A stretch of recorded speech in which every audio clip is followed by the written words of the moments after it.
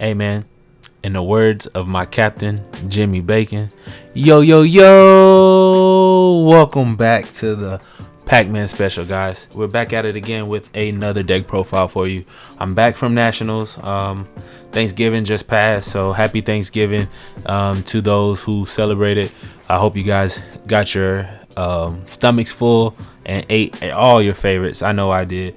I did want to share you guys with what I played at Nats. Wanted to give a huge shout out to my team, Hermit Style. Thank you guys for making Nationals such a great experience. I didn't do as well as I would like to, but according to the team and everybody else that knows me, for my first Nats, I did very well. I placed 171st out of 320 people, 308, something like that. Don't know the real number, but you know, I had a good time. I got some prizing.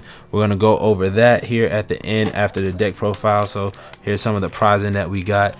We did get a playmat, but, you know, my Hermit Style playmat takes over for everything. So shout out to ProMats. Thank you guys for making such a good quality mat. And remember, guys, if you guys want to hop in the Discord, the link is always in the description below. And you guys can get down with us the Hermit Style way.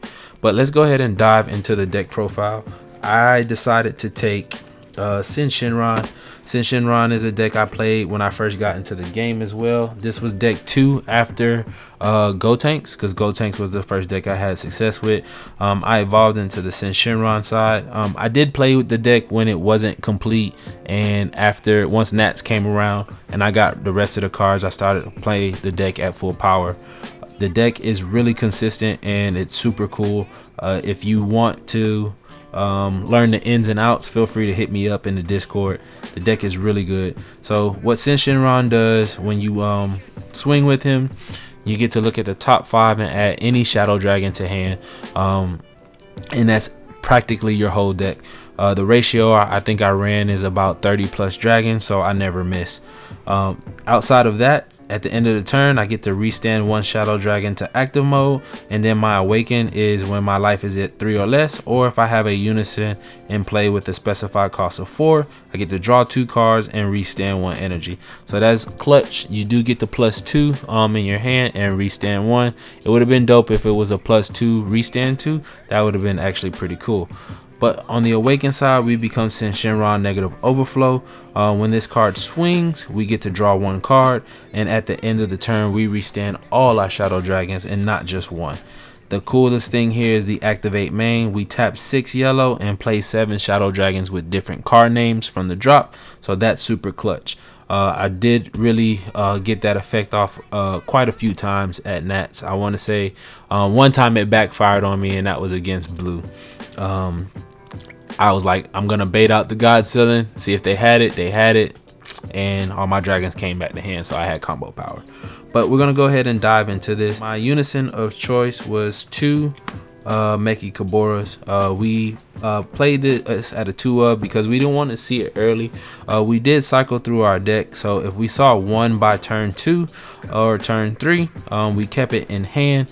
As always, we never tried to charge it. Just depends on the matchup, but this is a blocker, and then once per turn, if a marker is removed from this Unison, you get to rest one of your opponent's battle cards. The +1, I can lock anything that my opponent has in rest mode, ignoring barrier, and that card can't switch to active mode until the end of my opponent's next turn. And then as well as when I do that +1, I get to draw 1. So off rip, it comes down on a 5 marker Unison. You tap 4, pay +1, you know, you get that at 5 markers. So then the -4 is an Activate main. You choose one of your opponent's battle cards and gain control of it and switch it to active mode. This helps you awaken early, especially if you're able to stay at high life. The next card we played, we're going to go ahead and dive into our turn 1 plays here. I went with 3 ice, the Cryomancer. This ice Shenron is clutch in multiple ways, not just finding your 1-star balls. That's the main effect that you'll use it for. You'll tap 1, play your negative energy 1-star ball from deck with its skills negated. So you want to see one of these in your opening hand at all times. I'm running 7.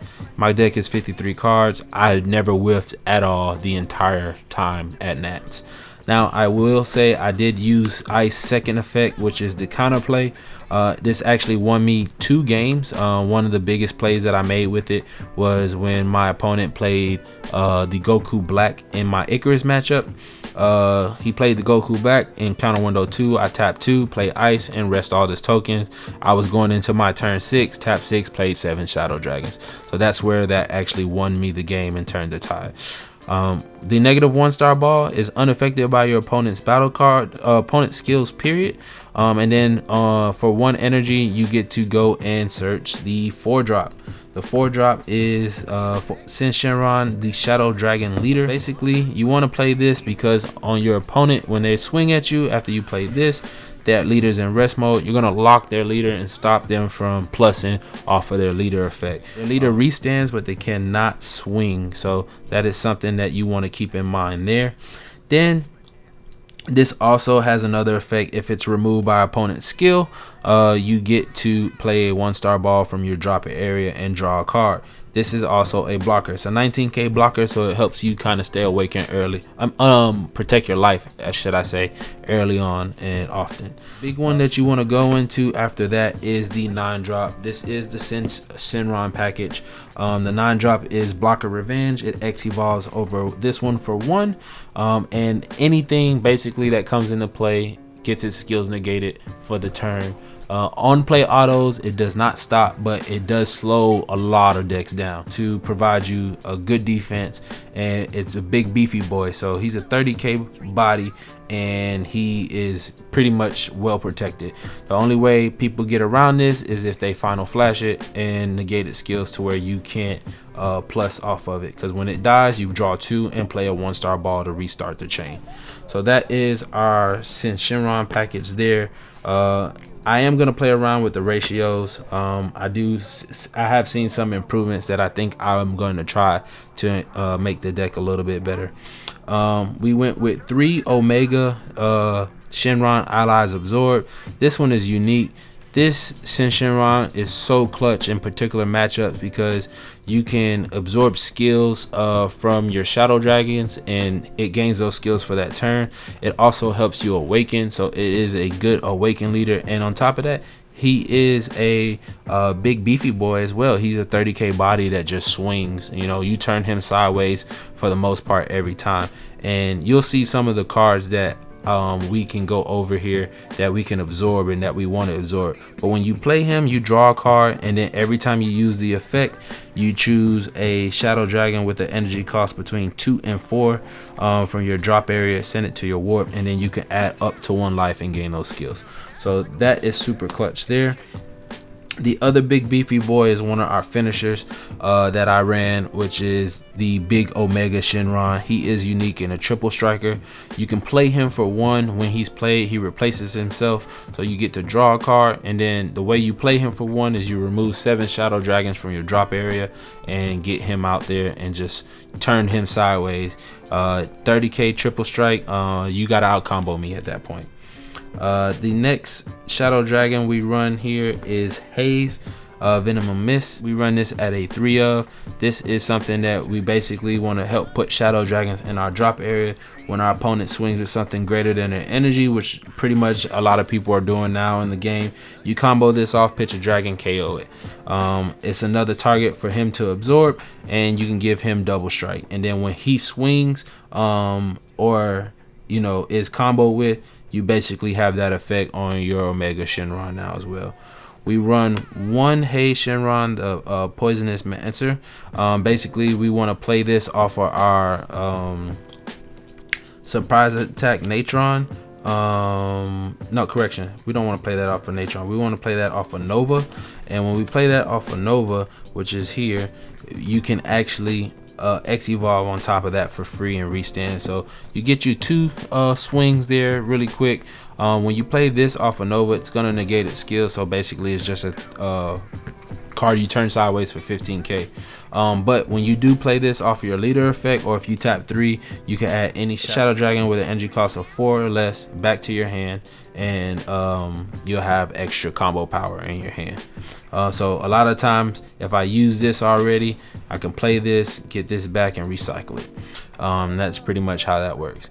Nova comes out for 1. As long as you have another Shadow Dragon in play, you can rest him. You turn him sideways basically with his activate main, burst 2, and then you choose a target in your drop area to play. One of my other targets that I had was Surprise Attack Natron Shenron. Bring him out off of Nova, and his skills are negated once again, but once you pass, his skills come back. And anytime your opponent plays a battle card or a Unison card, you can go ahead and choose that card and rest it. So it does a lot of work, and it's not unique, so you can have multiple on the field and choose when you want to rest whichever one you want to rest as far as their cards.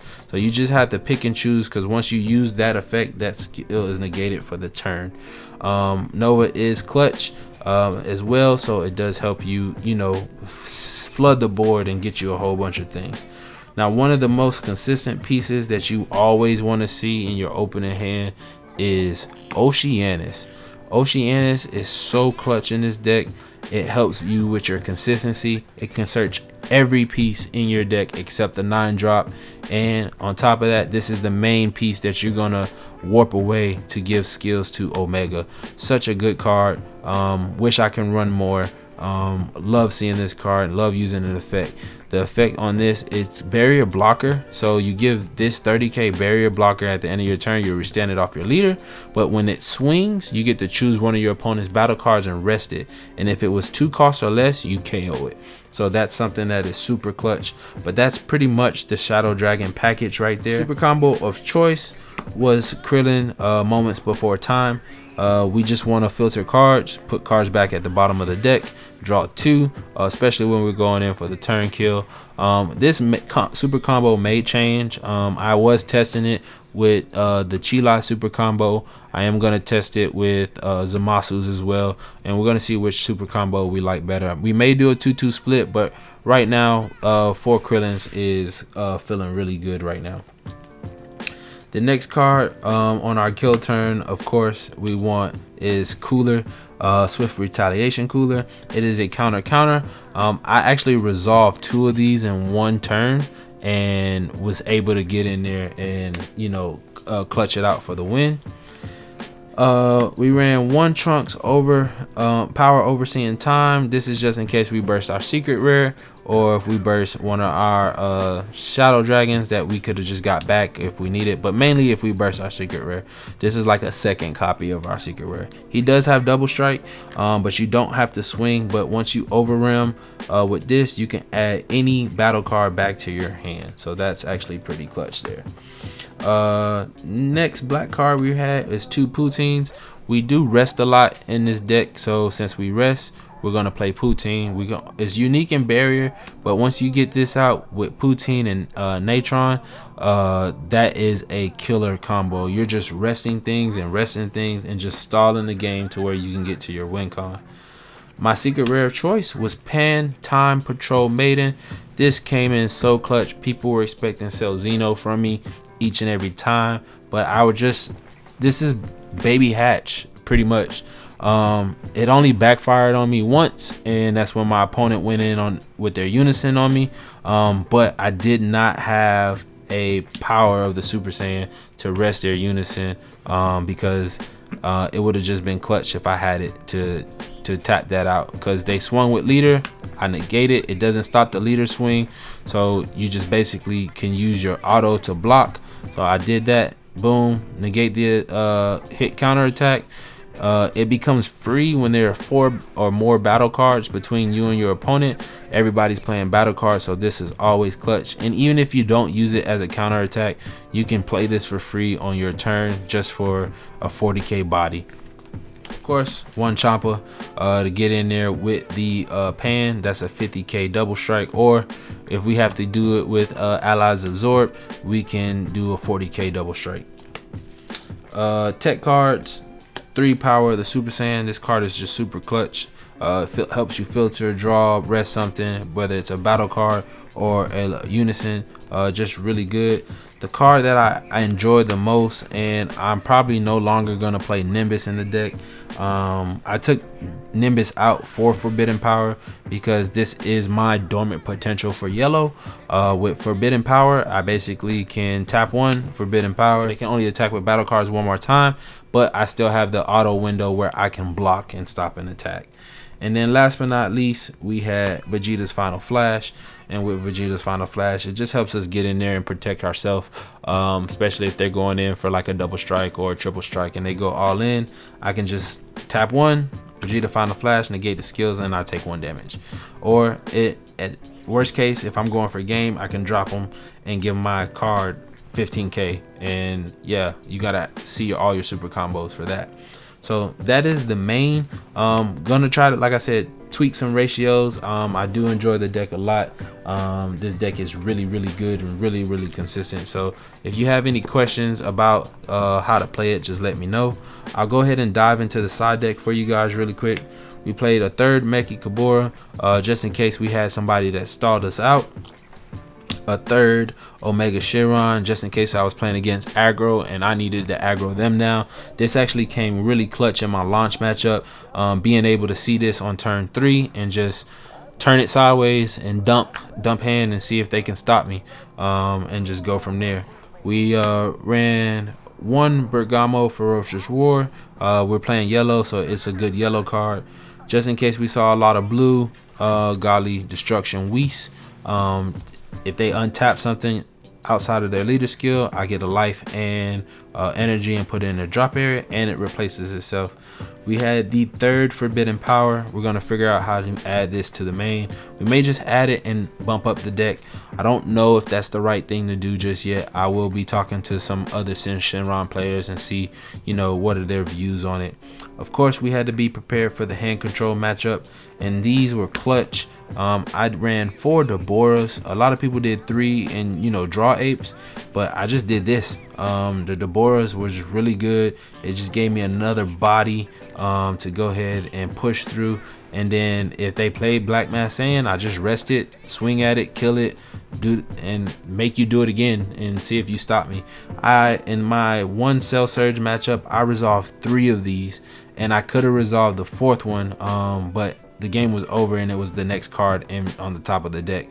But Deborah came in super clutch. It literally turn 1, like I said, was the only time I did not play the 1-star ball. I left it up for this because I knew they were going to make me discard, because they went first and the Rebrian went down turn 1. I was like, oh yep, he's gonna make me discard, pitch this, draw 2. More blue hate during survival of the fittest, just in case I ran into the Crypt Boy of Android 17. We had a Fu Shrouded. So in games where the trunks didn't work out and Fu Shrouded was needed, this came in the side. I probably sided in like twice. This may be something I go ahead and decide to main as well, because it gives me an additional turn 6 play. And last but not least, 2 max power Kamehamehas. This is, I call this the Mike special. My ball brother says this card just looks too good not to play at all, but this comes in really clutch. It's another hard negate. It warps something greater than my opponent's energy, and it pretty much saves it. The matchups that I had were pretty consistent. We did face 3 mirrors. Fortunately, I didn't have enough experience against the mirror matchup, so those all went into time, and due to the time rules, I end up losing those games because they won game 1. All the other matchups were pretty much fair and definitely winnable. I just, first Nats experience, and I can't wait to get back to Nats. I will be back. The goal was to get my name out there, and I did that. A lot of people know who I am and consider me a really good Shenron player, so I'm happy about the deck. The deck will be something that I will continue to use and to grow with. But let's go ahead and dive into these prizing that we got. We got 1, 2, 3, 4, 5 21 champ packs. We got the gold entry champ pack cards as well, and then we got 1, 2, 3, 4, 5 championships 21 volume 3, and 1, 2, 3, 4, 5 volume 1, so 5 of each volume, and then we got 3 event packs. So we're just gonna go ahead and let's do it in order. We'll start with the event packs, and then we'll go 1, 2, and 3 and see what we can pull here for you guys, and we'll save the gold ones for last. So we're gonna strip them here, and we're gonna see what we got. Oh, a Fighting Against Fate. That's actually really good there. We got a God Sealing Technique. And last but not least, we got a Mass Saying Brainwash No More. Those are really good pulls. On to Champ Volume 1. First card is a Mecha Frieza. Let's go. Next card we're gonna get here is going to be a Hercule. The next card is another Repulse. Oh, this is such plus. Let's go. See if we can keep it going. We got a Pan Unison.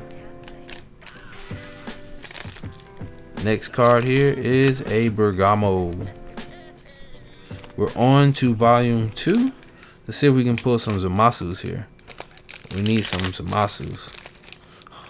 Off top, baby, let's go. We got a Zamasu the Eliminator. Next card. What do we got? What do we got? What do we got? That Shrimpum was bad. Let's see. We're gonna have to open it like this a little bit. We got a Broly. Next card. You think we can pull another Zamasu? What do you guys think? Another Zamasu? Come Forth Shenron.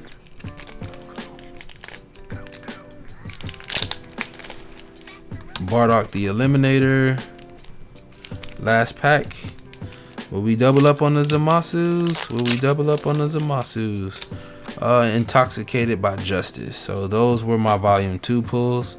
I'm happy about this right here. This is really clutch. We might definitely get into some blue yellow shenanigans and whatnot. So we'll move those up like that. Actually, we'll just go ahead and stack these up.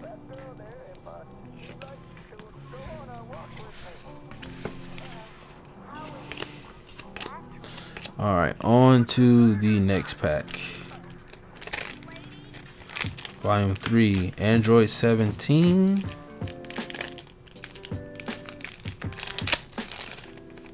We got a Cooler Suffocating Tyranny. Vegeta, King Vegeta, that is the cover card. We got a Pycon. And then last but not least, we get a TN. So we got 5 different champ pack cards there. No double ups other than that Repulse. But what the cool is, we still get some of those cards in here. So, but these are the gold finalist cards. So I'm excited because I've seen the Repulse and the Zamasus, and those are my favorite of the 2.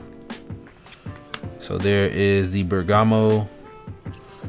The Repulse looks so clean. Come Forth Shenron, Zamasu, King Vegeta, and TN. We'll move those right there for you guys. And then on this side, we got the Heroic Prospect, which has been printed 1 gajillion times. We got Fighting Against Fate. We got Omega. We got Chain Attack Bardock, Chilai, and Stalwart Defender. So these are the gold cards that you get just for entering into your final. So I'm happy about that. What a great experience. Once again, shout out to my team. Thank you guys for being there for me each and every step of the way and encouraging me to keep going. I am excited to continue and see what's going forth with the Hermit style and learning the ways of the Hermit. So feel free to get at me. Once again, hop into the Discord, link in the description below. And remember, if anybody got a problem with you, tell them to kiss your ass, because that's what I do. Peace. We out of here.